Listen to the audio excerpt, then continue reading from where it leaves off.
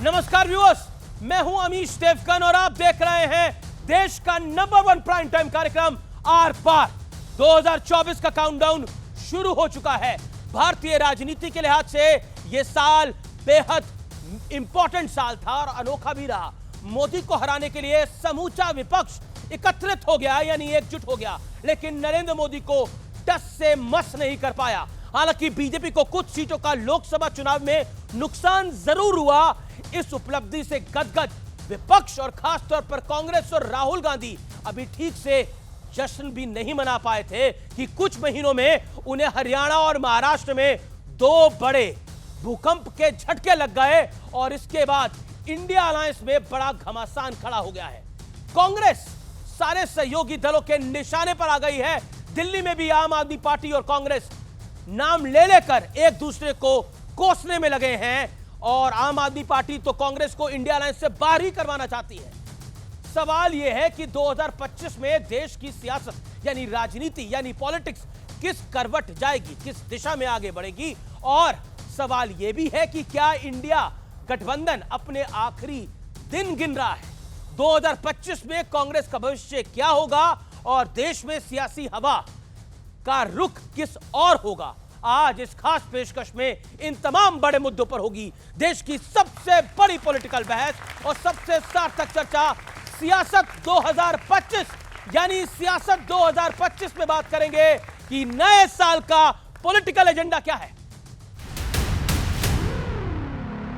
साल 2024 किसी सियासी रोलर कोस्टर से कम नहीं रहा। नरेंद्र मोदी लगातार तीसरी बार देश के प्रधानमंत्री बने। हालांकि बीजेपी को उम्मीद के मुताबिक सीटें नहीं मिली, लेकिन 6 महीने बाद ही बीजेपी ने जोरदार वापसी करते हुए हरियाणा और महाराष्ट्र में इंडिया गठबंधन को बुरी तरह से हराया। कांग्रेस खुद भी डूबती है और दूसरों को भी डुबोती है। वो तो अच्छा है कि यूपी जैसे राज्यों में कांग्रेस के सहयोगियों ने उससे जान छुड़ा ली। इस जीत से बीजेपी का जोश हाई है तो कांग्रेस अपनों से घिरती जा रही है। कांग्रेस वो पार्टी है जिसने आजादी के बाद जातिगणना नहीं कराई, इसलिए इस बार उनकी कहीं बात बनने वाली नहीं। লড়তে যদি পারে বিজেপি কে কেউ বাংলা পারে कांग्रेस তুমি তো একা পারবে না, তুমি 40টা सीट पावे कि ना আমরা জানি না। कहीं ना कहीं कांग्रेस पार्टी को भी अपनी रणनीति देखनी पड़ेगी कि जैसे डायरेक्ट फाइट होती है बीजेपी के साथ, कांग्रेस कहीं ना कहीं कमजोर पड़ जाती है। अब बारी दिल्ली की है और चुनाव से ठीक पहले कांग्रेस और आम आदमी पार्टी के बीच खुलकर तलवारें खिंच गई हैं। हमें आधिकारिक सूत्रों से पता चला है कि कांग्रेस के जो प्रत्याशी हैं उनका चुनाव का खर्चा भारतीय जनता पार्टी से आ रहा है। वो एंटी नेशनल है और उसकी कोई विचारधारा नहीं है सिवाय अपने पर्सनल एम्बिशन के। अजय माकन ने कल फर्जीवाल और देशद्रोही कहा है अरविंद केजरीवाल को। विवाद सारा उसी विषय पर है। देखिए साहब, फर्जीवाल तो हम नहीं, फर्जीवाल तो सभी कह रहे हैं, फर्जीवाल हैं ये। सवाल है कि आने वाले साल में देश की सियासत किस दिशा में आगे बढ़ेगी। क्या विपक्ष का गठबंधन खंड खंड होने जा रहा है? क्या क्षेत्रीय दल कांग्रेस को अलग थलग कर देंगे? और क्या दिल्ली में अब की बार फिर केजरीवाल या बीजेपी मिटाएगी 26 साल का सूखा? चलिए तो इस चर्चा में आपका अभिनंदन है। जोरदार तालियां हमारी जनता जनार्दन के लिए जो बड़ी तादाद में आज यहां पर है। और सबसे पहले नए साल का सियासी एजेंडा यानी सियासी कैलेंडर क्या है नए वर्ष का आपको बता देता हूं। क्या कांग्रेस की सियासत क्षेत्रीय दलों के सामने और घटेगी, यानी क्षेत्रीय दल क्या कांग्रेस पे हावी हैं, चाहे वो सपा हो, चाहे वो आम आदमी पार्टी हो, चाहे वो टीएमसी हो, चाहे वो सेना यानी उद्धव सेना और एनसीपी हो शरद पवार की। इंडिया गठबंधन अब मात्र औपचारिकता भर के लिए बचा है क्योंकि सपा पहले ही कह चुकी है कि कांग्रेस समाप्त है। आम आदमी पार्टी आज क्या कुछ कह रही है, शिवसेना ने क्या कुछ कहा है और शिवसेना ने सपा के लिए क्या कुछ कहा है, दिल्ली में आम आदमी पार्टी की वापसी या 26 साल का बीजेपी सूखा मिटा पाएगी, क्या केजरीवाल को हराने का दम है भारतीय जनता पार्टी में, या फिर केजरीवाल दिल्ली के सबसे बड़े दबंग है, यह बड़ा प्रश्न है। 2024 में स्कोर 3-2 रहा, यानी लोकसभा, महाराष्ट्र और हरियाणा बीजेपी जीती और विपक्ष 2 जीता, यानी झारखंड और जम्मू कश्मीर। 2025 में ईवीएम पर क्या थम जाएगा घमासान? इन्हीं बड़े प्रश्नों के साथ, इस बड़े सियासी कैलेंडर के साथ आज की चर्चा में आपका अभिनंदन है। एक एक करके मेहमानों का स्वागत करिए। शहजाद पूनावाला, भारतीय जनता पार्टी के तेज तरार प्रवक्ता, 2024 में छाए रहे हर जगह। डॉक्टर अनुराग भदौरिया, समाजवादी पार्टी के तेज तरार स्टार प्रवक्ता, 2024 में छाए रहे हर तरफ। विवेक श्रीवास्तव, इंडिया अलायंस की इन्होंने रणभेरी बजाई और कहा कि इस बार बीजेपी को रोक के दिखाएंगे, एक बार फिर मैदान में है। माधव आनंद है, जिन्होंने कहा कि एनडीए एक बार फिर 2024 में वापस आएगा और आया। तमाम लोगों का स्वागत है इस चर्चा में। प्रोफेसर अनवर पाशा भी राष्ट्रीय जनता दल के जुड़ेंगे, थोड़ा लेट कर दिया हुजूर ने आते आते, लेकिन आप सबका एक बार फिर अभिनंदन है। तो इस चर्चा की शुरुआत कर लेते हैं आपसे। शहजाद पूनावाला, खेल बड़ा है, खिलाड़ी भी बड़े हैं, लेकिन इस खेल के खिलाड़ियों को शायद यह पता है कि साल 2024 के साल में बीजेपी को भी मशक्कत खूब करनी पड़ी है। क्या कहना चाहते हैं? सबसे पहले तो क्योंकि एक दुखद समाचार हम लोगों के बीच में आया है कि पूर्व प्रधानमंत्री डॉक्टर मनमोहन सिंह का निधन हो गया है, तो प्रधानमंत्री नरेंद्र मोदी जी ने पूरे देश की ओर से उनको श्रद्धांजलि अर्पित की और मुझे लगता है यहाँ पर सभी मौजूद लोगों की तरफ से भी मैं उनको श्रद्धांजलि अर्पित करता हूँ। देश का एक बहुत ही बेहतरीन आर्थिक विशेषज्ञ और एक कर्मठ जनसेवक हमसे छिन गया है। देखिए, दूसरी बात मैं कहना चाहूँगा, अभी आपने जो ओपनिंग की अमीश जी, आपने कहा कि इनकी उपलब्धि रही कि इन्होंने हमें 240 पर रोक लिया, पर तीसरी बार भी एनडीए सरकार बनी और तीसरी बार एनडीए सरकार बनने के बाद 2024 में हम सबसे बड़ी तेज़ी से बढ़ने वाली अर्थव्यवस्था बने।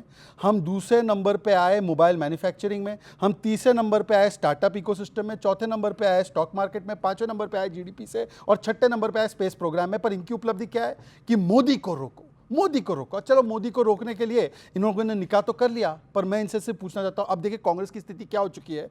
आप रेलवे स्टेशन जाते हो तो कभी कभार एक पैकेज पड़ा रहता है, कोई क्लेम नहीं करता, तो अनाउंसर बोलता है ये पैकेज किसका है, ना कोई पैकेज उसको लेने को तैयार है, ना पैकेज किसी का है बोलने को तैयार हो। कांग्रेस उसी पैकेज की तरह बन चुकी है। अब देखिए, लेफ्ट वालों ने अभी बयान दिया है वायनाड में कि कांग्रेस पार्टी मुस्लिम लीग जैसे बिहेव करती है। समाजवादी पार्टी ने उत्तर प्रदेश में 9 बाईपोल में 1 सीट नहीं दिया। आरजेडी और टीएमसी ने बोला नेतृत्व बदलो राहुल, तुमसे ना हो पाएगा। वो मीम देखा है ना आपने, तिग्मांशु धूलिया वाला, तुमसे ना हो पाएगा राहुल। अभी आम आदमी पार्टी ने कह दिया है कि आप बोझा हो, हम आपके साथ गठबंधन नहीं करेंगे। उद्धव सेना की प्रियंका चतुर्वेदी बोल रही थी आपकी वजह से हम हारे। तो कांग्रेस पार्टी के खिलाफ जनता ने 90 नो कॉन्फिडेंस मोशन पारित करने के बाद अब उनके एलाइज भी नो कॉन्फिडेंस मोशन पारित कर रहे हैं। और मैं केवल एक सवाल इन दोनों से पूछना चाहता हूं, आज ये दोनों लोग बहुत बड़ी हैसियत में हैं यहाँ पे, इंडिया अलायंस के सेकंड बिगेस्ट पार्टी है ये, और इंडिया अलायंस के इंटेलेक्चुअल गॉडफादर ये है। इनके पास सीट हो ना हो, इनके पास सिद्धांत सारे हैं। तो मैं इनसे पूछना चाहता हूं, अब आम आदमी पार्टी ने बोला कि कांग्रेस बीजेपी की बी टीम है, इनको बाहर करो, आपका स्टैंड क्या है? ठीक है, मैं उनका स्टैंड ले लूंगा, लेकिन प्रोफेसर अनवर साइकिल का पाशा तो स्टैंड होता ही है। जी जी जी, साइकिल का तो स्टैंड होता ही है। प्रोफेसर अनवर पाशा भी हमारे साथ हैं। आइए पाशा साहब, जोरदार तालियां अनवर पाशा के लिए भी।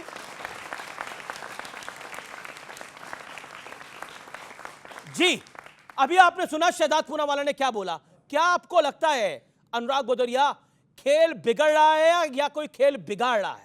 देखिए, क्योंकि आप भी खिलाड़ी पक्के हैं। देखिए, सवाल यह है कि अभी उत्तर प्रदेश में आपने देखा लोकसभा का चुनाव हुआ, जिसमें भारतीय जनता पार्टी समाजवादी के मुकाबले, इंडिया गठबंधन के मुकाबले बुरी तरह हार गई। हम 43 सीट लेके आए, वो 33 सीटों पे सिमट गए। और ये सच है कि रीजनल पार्टी इस देश के अंदर में मजबूत हैं। जहाँ जहाँ जिस प्रदेश में रीजनल पार्टी है वो मजबूत हैं, और रीजनल पार्टी ही इस देश की ओरिजिनल पार्टी हैं। राष्ट्रीय पार्टी तो नहीं रोक पा रही भारतीय जनता पार्टी को, लेकिन रीजनल पार्टियों ने भारतीय जनता पार्टी को हराया है अपने अपने प्रदेशों में, चाहे पश्चिम बंगाल हो या उत्तर प्रदेश हो।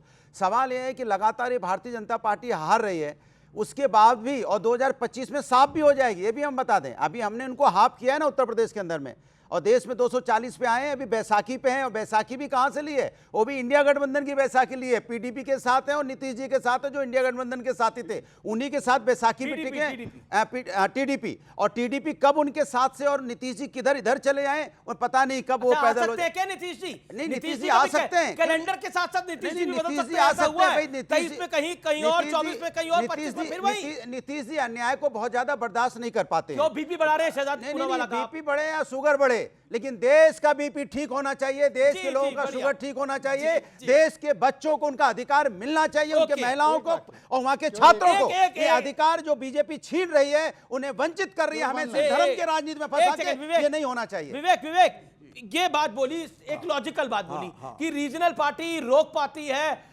राष्ट्रीय पार्टी कांग्रेस नहीं रोक पाती। क्या कांग्रेस पार्टी बोझ है इस समय इंडिया अलायंस पर? नहीं, देखिए, आपको यह मानना पड़ेगा कि कांग्रेस का एक इतिहास रहा है, आजादी के पहले का, उसके बाद का।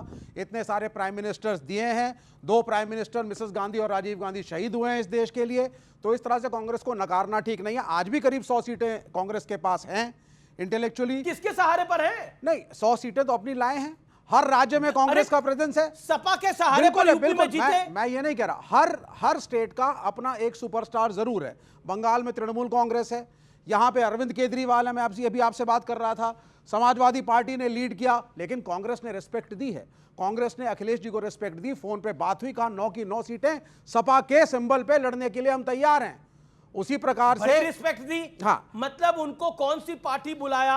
अखिलेश जी ने बोला कांग्रेस समाप्त हो रही है। वो देखिए, बड़ी रिस्पेक्ट चल रही है। संदीप दीक्षित आम आदमी पार्टी को बड़ी रिस्पेक्ट दे रहे हैं, और अजय माकन ने तो केजरीवाल को बड़ी रिस्पेक्ट दी है। ये एक पैराडॉक्स है इस मुल्क के अंदर, जो आज नहीं 1947 से चलता चला आया है। कुछ राज्यों में हम हमेशा लड़े हैं, 24 और 25 नहीं 2024-25 की भी मैं बात कर रहा हूं आपसे। लेफ्ट लड़ती रही है, केरल में हम लड़ते रहे, और पहले तो हम लोग जब बंगाल में थे तो बंगाल में भी कांग्रेस से ही लड़ते थे। इंडिया अलायंस क्या कांग्रेस के बिना हो सकता है, जैसा आम आदमी पार्टी ने बोला कि इनको बाहर करना चाहिए?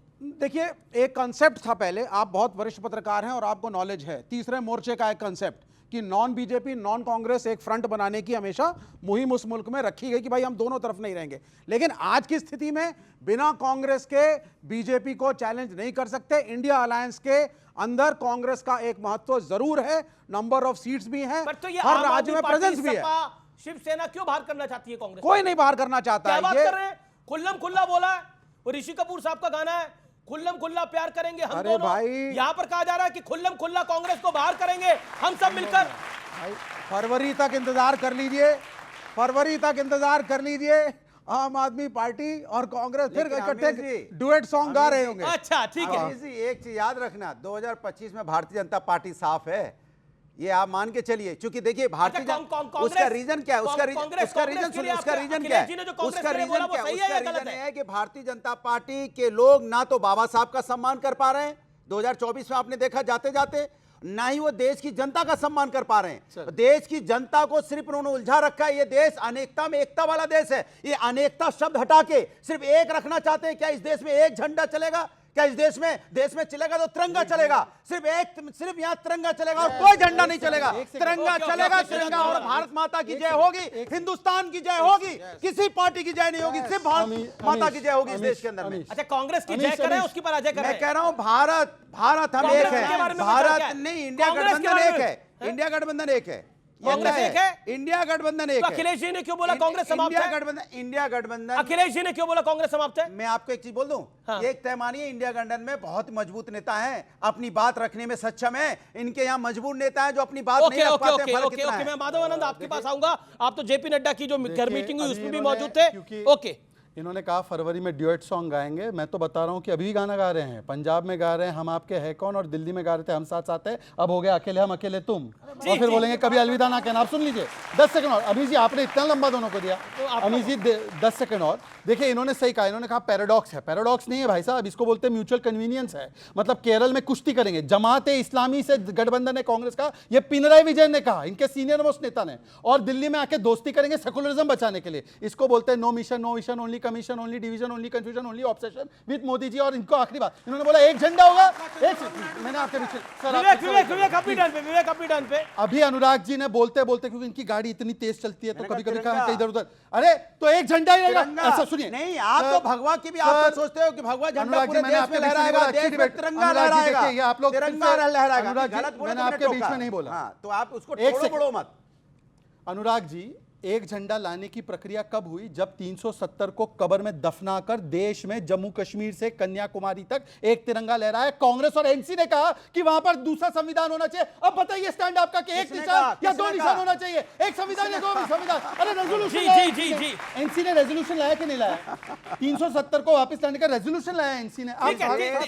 झंडा है और रहेगा। ओमर अब्दुल्ला को बोलो, ओमर अब्दुल्ला की सरकार में शामिल है ये दोनों।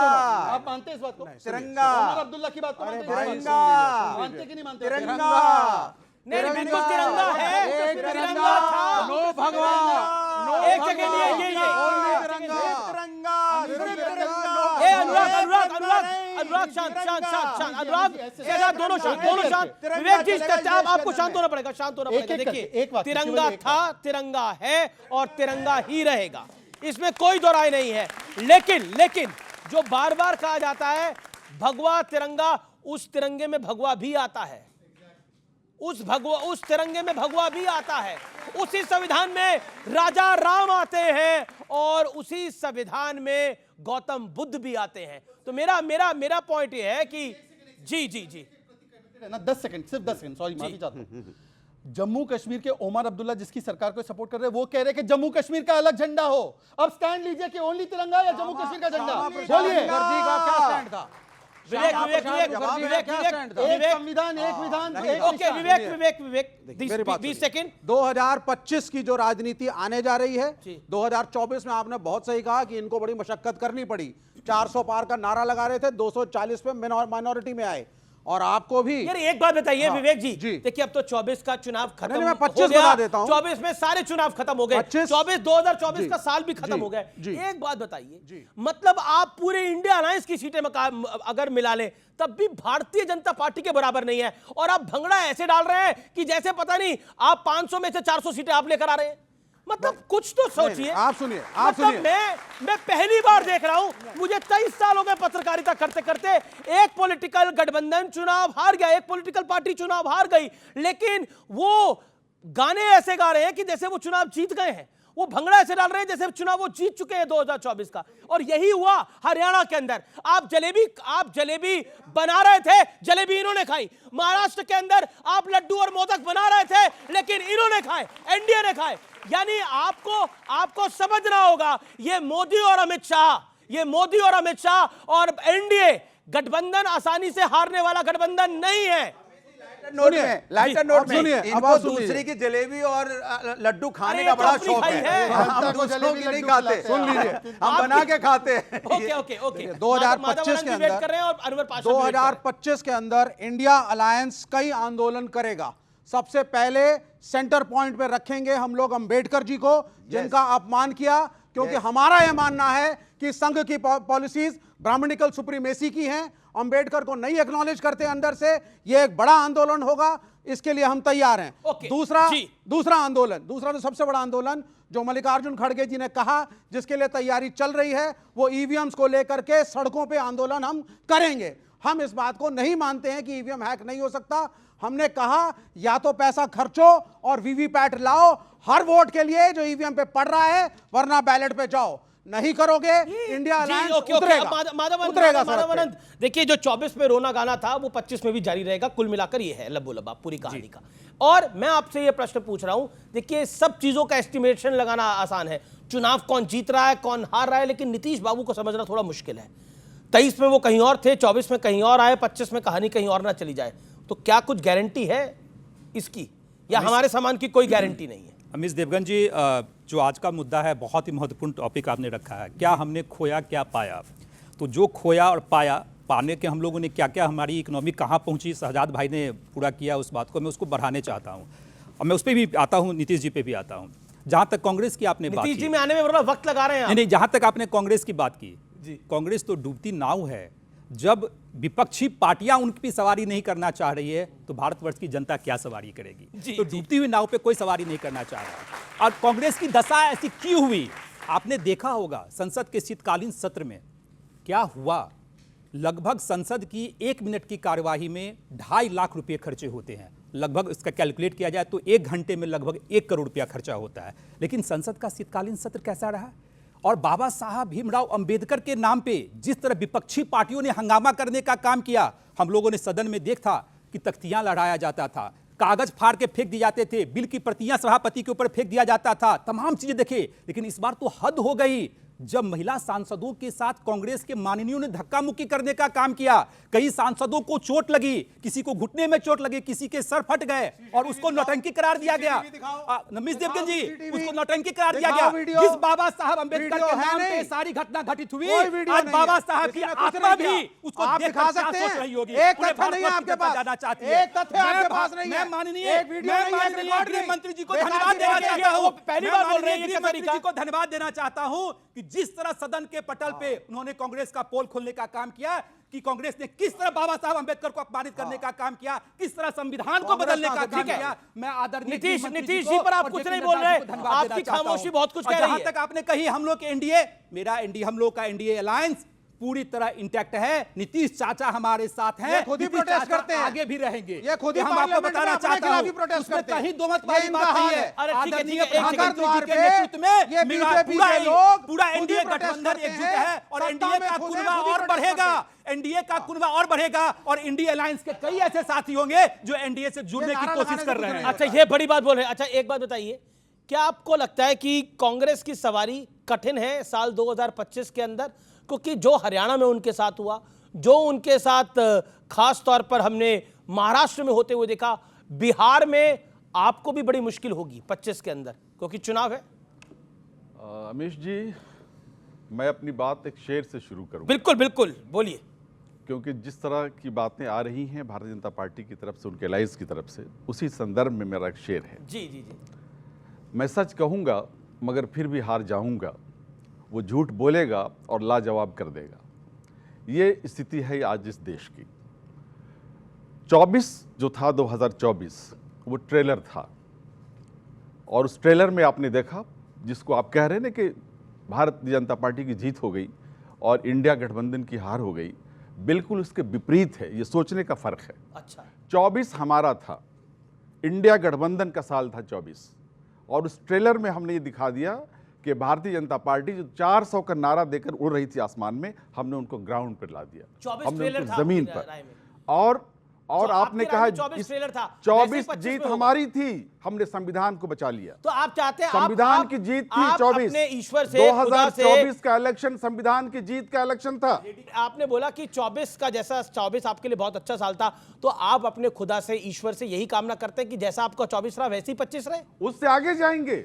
कामना अगर करनी है खुदा से, तो हमने जो जीत हासिल की थी, उसमें जो थोड़ी कसर रह गई, जो पूरी करेंगे 25 में। विवेक श्रीवास्तव जी बहुत दुहाई दे रहे थे एनडीए में क्या हो रहा है उसके विषय में। एनडीए की तो मीटिंग अभी हुई, माधव जी उस मीटिंग में शामिल भी थे नड्डा जी के घर पे। पर मैं विवेक जी से पूछना चाहता हूँ, Muslim was a communal party, communal Muslim alliance behind Rahul and Priyanka victory in Wayanad, says A. Vijay Raghavan, politburo member. Politburo इनकी सबसे सर्वोच्च संस्था है।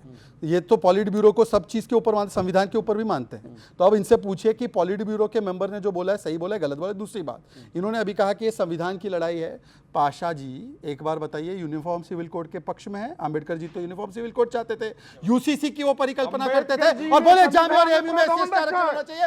एक बार बोल लीजिए कि मुस्लिम आरक्षण होना चाहिए, पढ़ लीजिए, बोलिए। जहालत मत फैलाइए। एमयू में एससी आरक्षण संवैधानिक प्रावधान है, संवैधानिक प्रावधान है। एससी आरक्षण ना देना जामिया में, बिल्कुल। आप मानते हैं इस बात को? बिल्कुल। आप मानते हैं इस बात को?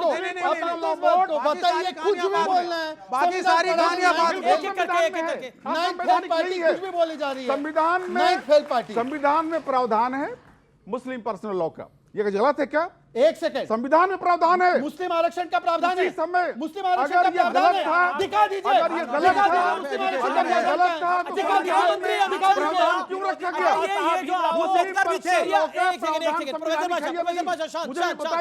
प्रोफेसर पाशा, अभी आपने बोला प्रावधान है, आपकी बात से मैं एग्री करता हूं। एक बात बताइए, एक बात बताइए, ये शरिया का कुछ ही हिस्सा चाहिए? गृह मंत्री अमित शाह ने जो बोला, सारे हिस्से मानिए ना शरिया के। फिर जिसको जो चोरी करे उसके हाथ काटने का भी प्रावधान रखिए, जो रेप करे उसके साथ क्या होना चाहिए, सारे शरिया के प्रावधान देश में लागू करिए ना। फिर मतलब शरिया के सिलेक्टिव प्रावधान आपको चाहिए क्या? गुमराह कर रहे हैं। मैं गुमराह नहीं कर रहा, मैं बिल्कुल सही बोल रहा हूं। शरीयत का कोई प्रावधान संविधान में नहीं है। हमारा संविधान डेमोक्रेटिक है, सेकुलर है, और उसी में ओके ऑडियो पाशा जी ने बोला हमारा संविधान डेमोक्रेटिक है, सेकुलर है, संविधान में मुस्लिम आरक्षण की कहीं पर प्रावधान है? कांग्रेस पार्टी ने बकायदा, आरजेडी ने बकायदा, समाजवादी पार्टी ने बकायदा मुस्लिम आरक्षण की पहल की, ओबीसी आरक्षण में से काटकर मुसलमानों को दिया। और वोट जिहाद की बात महाराष्ट्र के चुनाव में की, सुन लीजिए, बीच में डिस्टर्ब मत कीजिए, जहां पर नौमानी और सज्जाद नौमानी ने कहा कि वोट जिहाद होना चाहिए और सारे मुसलमान एक हो। मुझे बता दीजिए, अब अगर ये आरक्षण के साथ है, सुन लीजिए, अगर ये आरक्षण के साथ है, जेएमयू में एससी एसटी आरक्षण होता था, उसको काट दिया गया कांग्रेस राजनीति की सरकार में। एक बार पूछिए कि क्या वो एससी एसटी आरक्षण के साथ है, हाँ या ना, या मुस्लिम आरक्षण के साथ है? बोलिए एक बार। झूठ फैलाने में माहिर है, झूठ फैला रहे हैं आप। जो सवाल पूछे जाते हैं वो अपना हाथ खड़ा करें। मैं भदौरिया जी से पूछना चाहता हूं कि इंडिया अलायंस के हैं ये, तो आम आदमी पार्टी के विधायक जिस जंग से दिल्ली में भी गुंडागर्दी कर रहे हैं, और ये जिस जंग से अब आपके ग्रुप में भी गुंडागर्दी कर दी इन्होंने, और ये अलायंस में भी कहा कि अगर कांग्रेस के ये अजय माकन जी वगैरह इनको हटाएंगे नहीं तो या तो कांग्रेस को हटाइए या हम इंडी ग्रुप छोड़ें। तो आपके ग्रुप में भी अब ये गुंडागर्दी शुरू कर दी आम आदमी पार्टी ने, तो आप किसके साथ जाएंगे? ओके, ये तो आम आदमी पार्टी के साथ है, ये सवाल पूछा गलत है। अखिलेश यादव जी जो बकायदा रैली करके आए हैं आम आदमी पार्टी के पक्ष में, मुझे लगता है इस प्रश्न का जवाब विवेक जी से को देना चाहिए। विवेक जी, एक प्रोफेसर पाशा अपनी टर्न पे बोलिए। प्रोफेसर जवाब नहीं दे पा रहे क्या अनुराग? शब्दों की मर्यादा की जवाब नहीं दे पा रहे आप। शब्दों की मर्यादा मत तोड़िए। जवाब नहीं दे पा रही, बताओ। हमारे डिफरेंसेस हो सकते हैं, हम कर रहे हैं। ठीक है, आप अपनी बात को रखा। अच्छा ठीक है, आपको शब्दों पे आपत्ति है, आपकी बात को पॉइंट टेकर। ओके, देखिए, सबसे पहली बात है, एंटी नेशनल शब्द यूज किया गया माननीय पूर्व मुख्यमंत्री अरविंद केजरीवाल जी के लिए। ये गलत है। अरविंद केजरीवाल एंटी नेशनल नहीं है, और सीधी सी बात है, जब वो थे, उनको इंप्रिजन किया गया था, तो पूरा India alliance including the Congress party protest कर रहा था। तो कोई ना कोई एक्शन तो भाई कांग्रेस समझाए उनको, उनसे बात करे, जो प्यूनिटिव एक्शन ले। ये तो गलत है ना। ये जो समाजवादी पार्टी है, ये क्या बीजेपी की बी टीम है? ये मैं नहीं बोला, आदित्य ठाकरे ने बोला है। नहीं, बिल्कुल नहीं, हम इसको नहीं मानते। वहां पे मिसअंडरस्टैंडिंग कुछ जरूर हुई है महाराष्ट्र में, लेकिन ये बहुत इंपॉर्टेंट घटक दल है। इनकी वजह से इंडिया अलायंस उत्तर प्रदेश, जो कि सबसे बड़ा राज्य खड़ा है, ये कमाल की मोहब्बत है, जिसके ये अंदर वही मोहब्बत है जिसमें अटल बिहारी वाजपेयी 22 पार्टियों की सरकार जब चलाते थे, और जयललिता और तृणमूल कांग्रेस की ममता बनर्जी उसकी पार्ट होती थी। ये वही मोहब्बत है जी अलायंस में होती है। अटल जी वाली मोहब्बत की बात मत करिए आप, वो कर नहीं पाएंगे आप। ओके, अमित देवगन जी, आपकी पूरी कोशिश है कि इंडिया अलायंस एकजुट हो। मैं आपकी कोशिश को समझ रहा हूं, और लोकतंत्र के लिए जरूरी भी है, लोकतंत्र के लिए जरूरी भी है। लेकिन यहाँ आप देख लीजिए, एक स्वर नहीं है, हम लोग के यहाँ एक स्वर है, एक स्वर से हम लोग बात करते हैं। लेकिन यहाँ अरविंद केजरीवाल कुछ और बोलते हैं, अखिलेश यादव जी कुछ और बोलते हैं, अनुराग भाई कुछ और बोलते हैं, सब कुछ बोलता है। लेकिन दूसरी बात, एक मिनट सुन लीजिए, मेरी बारी है। माधव आपका नाम नहीं है, माधव मेरा नाम है। आपसे मैं आग्रह कर रहा हूं कि आप अपनी बात कीजिए।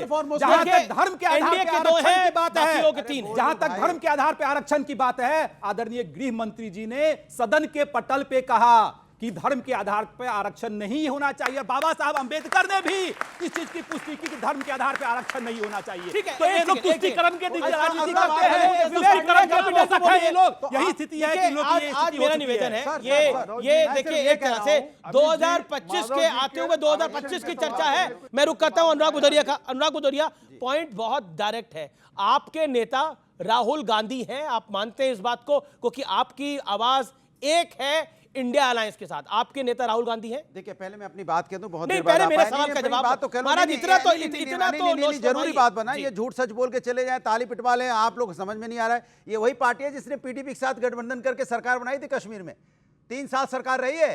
ये जो लंबी लंबी बातें मार रहे हैं, ये वही लोग हैं। ये वही लोग हैं टीडीपी के साथ आज सरकार सत्ता में, जो टीडीपी कहती है 4% हम मुसलमानों को रिजर्वेशन देंगे, उसी के साथ हैं ये सत्ता के साथ हैं। आप ताली मत पीटो।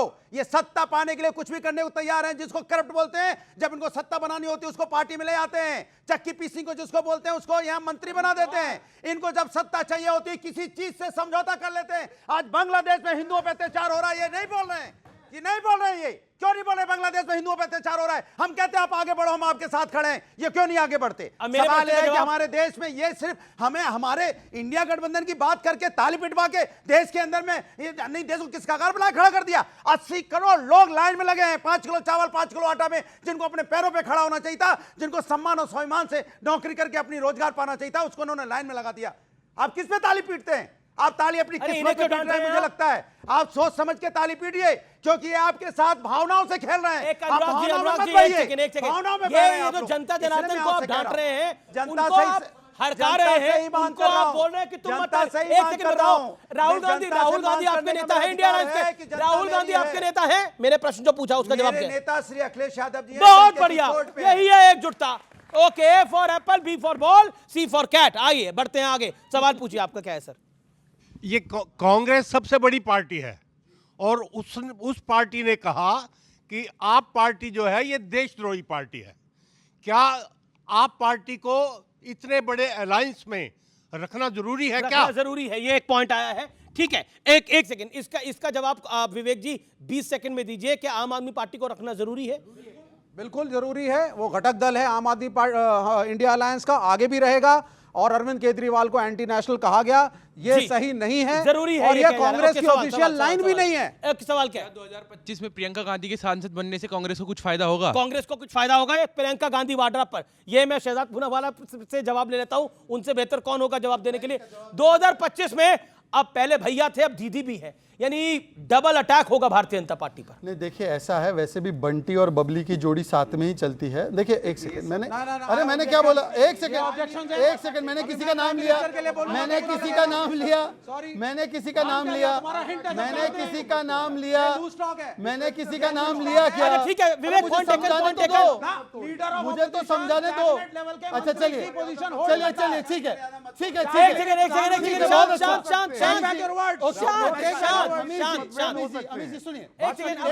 बोलिए सब लोग, आपका पॉइंट टेकन है। अपने शहजाद किसी के बीच में नहीं बोले, उनके पॉइंट को नोट कर लिया है। अब मैं जवाब अपने समय से बोलिए। अभी विवेक जी ने एक चीज की, मेरे मित्र है, अच्छे मित्र है, उन्होंने ऑब्जेक्शन किया। मैं उनके ऑब्जेक्शन को तब स्वीकारूंगा अगर वो मेरे एक पॉइंट को स्वीकारे।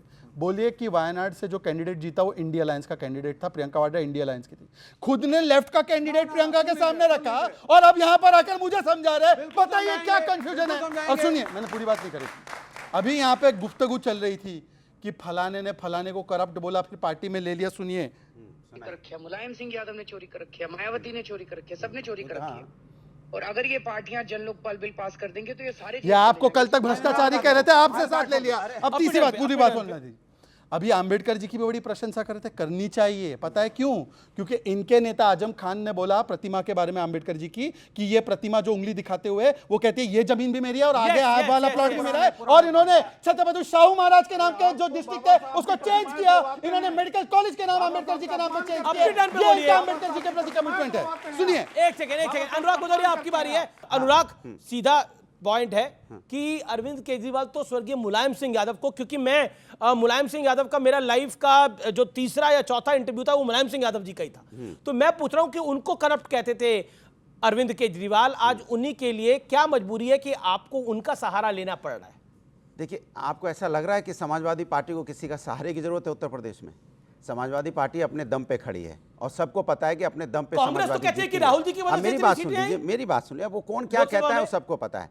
दूसरी बात, आपको पता होगा इस देश के अंदर में इमरजेंसी लगी थी 75 में, तो कौन लड़ा सबसे ज्यादा इमरजेंसी में? जेल भी गए आदरणीय नेताजी, क्योंकि उसमें संविधान पे खतरा था। लगाई किसने थी? अरे कांग्रेस की सरकार। मैं बोला ना, मैं बोल तो रहा हूँ, सुन तो लो, ताली, अभी बात सुन लो। अब बोलो तो आली नहीं, ठीक ठीक ठीक। कांग्रेस ने, उन्होंने संविधान बचाने के लिए, हम कांग्रेस के खिलाफ भी लड़े उस समय। आज मुसीबत देश पे है तो भारतीय जनता पार्टी की वजह से है। पार्लियामेंट नहीं चलती है और ये पार्लियामेंट में धरना दे रहे हैं, सरकार इनकी है, ये धरना दे रहे हैं पार्लियामेंट में बैठ के। बताइए, जिसकी जिम्मेदारी पार्लियामेंट चलाने की है, जिसकी जिम्मेदारी देश के अंदर में कानून व्यवस्था और यहाँ पे हेल्थ व्यवस्था, एक पुराना गाना था ठीक करने की है, वो धरने पे बैठे हैं। एक पुराना गाना था, आपने किसने सुना हुआ है? दुश्मन न करे दोस्त ने वो काम किया है। ये मतलब आपने बीजेपी को फंसाने के लिए कांग्रेस को आपने बोला इन्होंने इमरजेंसी लगाई और 75 में इनके खिलाफ अब लड़ाई लड़ रहे थे। ये बहुत बढ़िया है। सवाल आ जाए कोई और। अगर कांग्रेस दिल्ली का चुनाव मजबूती से लड़ती है तो इसका नुकसान केजरीवाल को होगा या बीजेपी को होगा? ये बड़ा बढ़िया सवाल है। आपका सवाल क्या है भाई? नए साल में खड़े होके। नए साल में बीजेपी को नया अध्यक्ष भी मिलने वाला है, तो इस पे आरएसएस और बीजेपी का क्या रिश्ते, उनके रिश्तों पे क्या असर पड़ेगा? अरे ये क्या सवाल पूछ लिया, फंस जाएंगे पूना वाला। क्या पूना वाला जी सब कुछ ठीक ठाक है? ये सवाल है वहां से। कुछ ठीक नहीं है, ये दूसरों में झाग रहे थे, खुद ही झगड़ा ये जब इनका हो जाएगा तब। नहीं, आपका आरएसएस से कोई रिश्ता तो जवाब दीजिए। अरे क्यों नहीं, आरएसएस देश के अंदर में कुछ भी बोलेगी और आप कहोगे हम उनसे टोकेंगे नहीं। इनसे सवाल पूछ रहा हूं, आपका रिश्ता है कोई आरएसएस से क्या? आरएसएस बोल रही है कि मस्जिदों में मंदिर मत खोजो, लेकिन इनके लोग तो खोजने चले जा रहे हैं। इनका आपस में चल रहा है गुत्था गुत्थी। एक सेकंड, अच्छा गुत्था गुत्थी चल रही है। अब मैं जवाब देता हूँ। वो कह रहे गुत्था गुत्थी चल रही है और ये भी चल रहा है, हम तुम्हारे अनुराग जी ये नहीं तरीका, ये लोग अनुराग जी को अब रोकना पड़ेगा। ये भी चल रहा है। अमीश जी अब बोलो। देखिए अनुराग जी भली भांति जानते हैं कि हम लोगों की संस्कृति ये नहीं है कि हम भरे मंच से अपने अब्बू जान के हाथ से माइक छीने। आपने देखा हो कि कोई बीजेपी वाले ने किसी आरएसएस, जिसको हम अपने पिता संगठन की तरह या मातृ संगठन की मानते हैं, उसके जैसे औरंगजेब ने माइक खींचा होगा या औरंगजेब ने अपने बाप के हाथ से ताली खींची होगी, वैसे किसी की संस्कृति है। मैंने किसी का नाम नहीं लिया। अब किसी को बुरा लगे, कोई टीपू संस्कृति में पला बड़ा हो, कोई औरंगजेब संस्कृति में पला बड़ा हो तो वो करेगा। सुनिए, अरे मैंने अरे भाई अभी आपने जिंदगी में कि नहीं है, अब सुन, अब इसके अलावा कुछ है इस देश की इंतजार करेंगे आप देश के बारे में? औरंगजेब बाबर जब से नोट कीजिए, ये क्या डिबेट करें? हिंदू मुस्लिम के अलावा कोई एक सेकंड, हिंदू मुस्लिम की बात नहीं है। मैंने आप उनको बात रखने दीजिए। वहां से दो सवाल आए नहीं पे थे। अमीश जी इन्होंने कहा कि देखिए मस्जिद में जाकर लिंग मंदिर नहीं खोजना है, आरएसएस ने कहा है। ये आरएसएस, हाँ तो आरएसएस की बात मानने लगे, अच्छी बात है। पर मैं बोलता हूँ कि जिस प्रकार से ये नहीं करना है, एक बार बोल दे कि मंदिर की जमीन में वक्फ भी नहीं खोजना है। 1500 साल पुरानी जमीन वक्फ क्लेम कर ले जिसमें मंदिर है, जब इस्लाम जो है वो तैयार भी नहीं हुआ था। इस्लाम धर्म जो है वो 1400 साल से लागू हुआ, तो तब तो ठीक है। पर मंदिर में जाकर नहीं, मस्जिद में जाकर मंदिर नहीं खोदना है, ठीक है। और आखिरी बात अभी, हाँ भाई इनको आपने राहुल गांधी पे पूछा, कैसे बोलेंगे राहुल गांधी हमारा नेता है। आईपी सिंह ने ट्वीट करके कहा कि ये व्यक्ति जो है इसकी उम्र 55 की और दिल बचपन का है। और राम गोपाल यादव ने कहा हम राहुल गांधी को लीडर नहीं मानते, अन्यथा बोले राहुल गांधी को लीडर मानते नहीं मानते, मना कर दिया उन्होंने। अरे मैं कह रहा हूं समाजवादी पार्टी के राष्ट्रीय क्या ये जो आईपी सिंह ने करा, आप देखिए 2024 का बिल्कुल अंत है, 25 आने वाला है। ये जो आईपी सिंह ने ट्वीट करा, कहा कि राहुल जी की उम्र 55 की है और काम बचपन के हैं, आप उस पर एग्री है डिसएग्री? ये कौन है आईपी सिंह? पार्टी, अरे आपकी पार्टी के वरिष्ठ नेता है अखिलेश जी के। बात सुन लीजिए, रामगोपाल यादव कौन है? लीजिए मेरी रामगोपाल यादव कौन है? सुनिए, रामगोपाल यादव कौन है? मैं जो बोल रहा हूं सुन लीजिए। प्रोफेसर रामगोपाल यादव कौन है? पार्टी, अरे बोल तो ऐसे ट्वीट को ऐसे को पार्टी इंडोर्स नहीं करती है। कोई इंडिविजुअल अगर कुछ लिखता है तो उसकी अपनी जिम्मेदारी होती है। बोल रही है नहीं, जिनका पहले आपने नाम लिया प्रोफेसर साहब, तो पार्टी प्रोफेसर रामगोपाल यादव तो पार्टी के सबसे प्रमुख महासचिव हैं, उनका सम्मान है पार्टी में। तो उन्होंने जो बोला जायज है? क्या जायज है? उन्होंने जो बोला क्या बोला? प्रोफेसर रामगोपाल क्या बोला? उन्होंने बोला क्या बोला? नहीं बिल्कुल क्लियर। अखिलेश यादव जी हमारे नेता हैं, इसमें क्या क्लियर बोला है? बहुत बढ़िया। सभी कह रहे हैं अखिलेश यादव जी हमारे नेता हैं, इसमें बुराई क्या? मुझे समझ में नहीं आई अभी तक। कि वक्फ के मामले के ऊपर किस तरह से कहा जाता है वो भी एग्रीएबल नहीं है। आप क्या आपने बोला कि मैं डिसएग्री करता हूं। वक्फ के बारे में जो भ्रम फैलाने का काम बीजेपी कर रही है, 1500 साल पुराना मंदिर की बात कॉमनल एजेंडा है, भारतीय जनता पार्टी का कॉमनल एजेंडा है। मुसलमानों से संबंधित हर चीज को टारगेट करती है, प्रधानमंत्री जी को तो हर चीज को टारगेट करती है। सम्मानित कर रहे हैं। सम्मानित प्रधानमंत्री के पद के सम्मान हम करेंगे, लेकिन प्रधानमंत्री अगर गलत नीतियां अगर लागू करेंगे तो हम उसको अपोज भी करेंगे। क्या गलत? मुसलमान कैसे सम्मान गलत?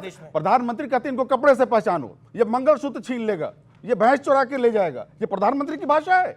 देश का प्रधानमंत्री इस तरह की भाषा इस्तेमाल करता है, उनका सम्मान आप चाहते हैं, हम उस पद का सम्मान करेंगे। पद की गरिमा है, प्रधानमंत्री को भी अपनी पद की गरिमा का ख्याल रखना चाहिए। जी बोले 30 सेकंड।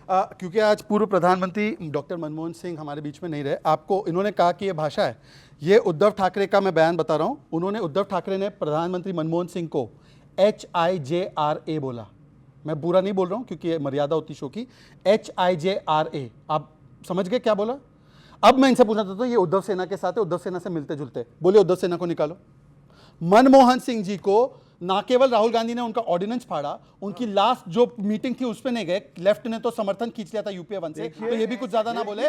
HIJRA सुन लीजिए, बीच में मत बोलिए, सुनिए एक सेकंड सुनिए, पाशा जी सुनना पड़ेगा, पाशा जी सुनना पड़ेगा, पाशा जी सुनना यार, ये तरीका ठीक नहीं है। एक बार आते हैं डिबेट इस प्रकार से, उदाहरणों को देखकर इनको रोकिए, प्रधानमंत्री इनको रोकिए, इनको रोकिए, इनको रोकिए, इनको रोकिए। मैं बिल्कुल रोक रहा हूँ, एक सेकंड आप अपनी बात भाषा को डिफेंड नहीं कर सकते। प्रोफेसर बाशा उनको सुन लीजिए 10 सेकंड, प्रोफेसर बाशा 10 सेकंड सुन लीजिए, फिर ऑडियंस के सवाल ले रहा हूं मैं। बाकी सब छोड़ नहीं है अभी, छोड़ दीजिए पाशा जी, ये तरीका आपका गलत है। आप डिबेट के देखिए, ये शायद डिबेट ज्यादा करते नहीं इसलिए, या इनको लगता है जंगल राज है, डिबेट राज नहीं है।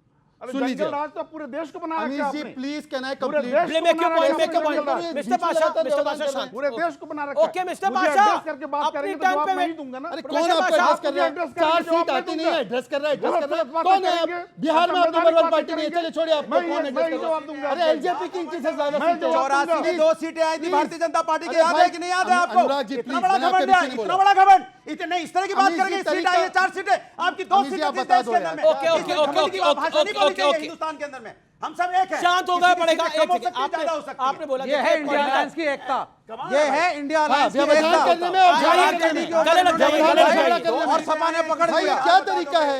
ये एकता है अरे इंडिया मेरी अलायंस बात की और आपके सामने हमारी अमीश जी, एकता से this is Bhajpa not right. भयभीत है। अभी क्योंकि माधवानंद आलकर डॉक्टर मनमोहन सिंह जी की बात हो रही थी, सुनिए। हमारे ऊपर 200 साल राज किया था, उन 200 सालों में वो हमारे देश को लूट के लंदन में पैसा ले जाते थे, लेकिन मुझे लगता है कि इन 10 सालों के अंदर डॉक्टर मनमोहन सिंह, राहुल गांधी और सोनिया गांधी की सरकार ने जितना घोटाला किया और जितने पैसे ये स्विस बैंकों में लेके गए, वो शायद 200। अब बताओ, अब आप सुनिए, उन्होंने कहा हाँ भ्रष्टाचार पे मैं लड़के आया, मैंने पार्टी बनाई, मैंने इलेक्शन लड़ा, मैं जीता, लेकिन आज देश खत्म हो जाएगा अगर इंडिया अलायंस नहीं बना, हम सारे इकट्ठे नहीं हुए, सपा और आरजेडी और लेफ्ट और कांग्रेस सब इकट्ठे नहीं हुए तो देश का संविधान ही बर्बाद कर देंगे। इसलिए पहले देश बचाओ, भाजपा हटाओ, फिर हम एक विवेक की बाहर निकल गए। आज जरा आपसे विस्तार से बात कर लेते हैं, इधर आ गए। ये मतलब मैं समझ नहीं पा रहा, ये देश का संविधान जो है ये कैसे बर्बाद हो रहा है, देश कैसे बर्बाद हो रहा है? देखिए देश ऐसे बर्बाद हो रहा है, जगह जगह आप मस्जिदें खोदना चाहते हैं, अच्छा। मजार खोदना चाहते हैं, और तो और कल कोर्ट में पहुंच गए रिट लेके, बोला साहब सलमान रुश्दी की बुक फिर से री रिलीज करो, अच्छा। हम फिर से पंगा लेंगे। अच्छा। यानी कि आप बेसिकली ये चाहते हैं कि देश के अंदर तनाव फैले, नौकरी कोई बात नहीं करेगा, सस्ती स्कूल की पढ़ाई कोई बात नहीं करेगा, कॉलेज की फीस कोई बात नहीं करेगा, हॉस्टल का प्लेसमेंट हो रही है कॉलेज में नहीं, कोई बात नहीं करेगा। क्या बात करेगा? हमारा गौरवशाली इतिहास था और हम नहीं था क्या? खोद के निकालेंगे। नहीं आप नहीं मानते? 1940 आप अपने नहीं, आप अपने एक सेकंड आपने बोला आप अपने देश के गौरवशाली इतिहास को मानते हैं कि नहीं मानते? मैं हमारा देश मार्क्स और लेनिन से तो नहीं जाना जाता, राम और कृष्ण से जाना जाता है, मानते नहीं मानते? हमारा देश 1947 के बाद नहीं, हमारा देश मैं इस बात से घनघोर तरीके से आपका देश बुद्ध से जाना भारत चाहता का है। जन्म 1947 में नहीं हुआ। हमारा भारत देश का बुद्ध से जाना भारत जाता का है। जन्म आदिकाल से है, भारत का जन्म राम से है, भारत का जन्म कृष्ण से है, भारत का जन्म गुरु नानक देव से है, भारत का जन्म गौतम बुद्ध से है। भारत की क्यों नहीं अब क्यों नहीं? क्योंकि अब सुन लीजिए, सुनाइए, लीगल और कॉन्स्टिट्यूशनल उत्तर है। लीगल और कॉन्स्टिट्यूशनल आपका नहीं। देश, ये भारत का आपका इतिहास देश है। सुन लीजिए, ये भारत के संविधान में नहीं लगा। अपने माता पिता के आपको पैर छू रहे होते हैं, लेकिन छूते हैं लोग। नहीं, आप भारत गलत के कह रहे हैं। संस्कार है, आप भारत गलत की कह रहे हैं। संस्कृति है। आप गलत कह रहे हैं। हाँ मैं तो गलत है सर, गलत है। सच्चाई ये है, ये कॉन्स्टिट्यूशन जो फाउंडिंग फादर्स ने इस देश के जो आजादी की लड़ाई में लड़ करके बनाया, उसकी जो आत्मा है, उस आत्मा में एक का कॉपीराइट नहीं है। उसमें राम बुद्ध, उसमें अजमेर के ख्वाजा शरीफ, उसमें चर्च, उसमें भगत सिंह, उसके अंदर वो मजदूर, उसमें वो किसान, उसमें आपके जैसा पत्रकार, आपके जैसा पत्रकार भी है। ये कॉम्पोजिट, ये मत बोलिए कि सिर्फ राम इस देश की आत्मा है। इस देश की आत्मा में बहुत कुछ है। भारत का जन्म आदिकाल से है। भारत तब भी था We follow the Constitution. अंग्रेज नहीं We थे, follow the जब यहाँ मुगल नहीं थे। लेकिन राहुल गांधी और प्रियंका गांधी के बारे में शहजाद भाई की बात को मैं आगे बढ़ाता हूं। पहले मम्मी भी थी, बेटा भी था, अब बहन भी आ गई, कुछ दिन में जीजा भी आएंगे, लेकिन कांग्रेस का कुछ नहीं होने वाला है।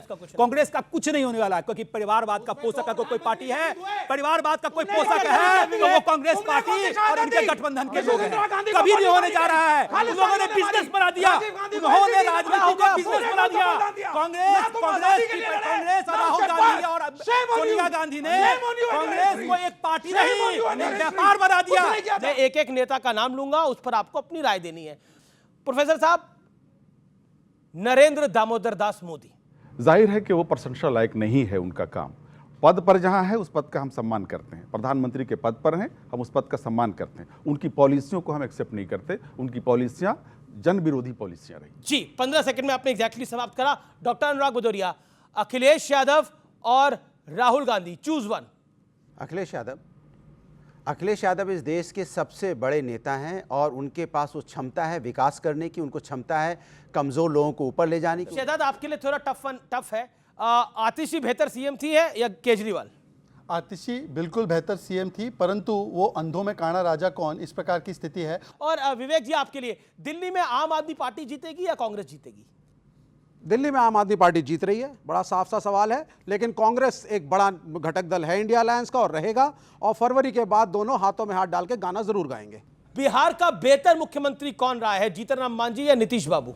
निश्चित रूप से नीतीश कुमार जी। नीतीश कुमार जी के नेतृत्व में बिहार में जो विकास हुआ है वो सबने देखा है। बिहार को जंगल राज से निकालने वाले आदरणीय नीतीश कुमार जी हैं, और मैं इस मंच के माध्यम से यह मांग भी करना चाहता हूं कि आदरणीय नीतीश कुमार की जी को भूमिका जो रही है बिहार को विकास की ओर ले जाने में, उनको भारत रत्न से सम्मानित करना चाहिए। भारत रत्न से सम्मानित करना चाहिए। आप सबको आने वाले वर्ष की बहुत बहुत शुभकामनाएं और आप सबका भी बहुत बहुत अभिनंदन। आप आज इस मंच पर आए,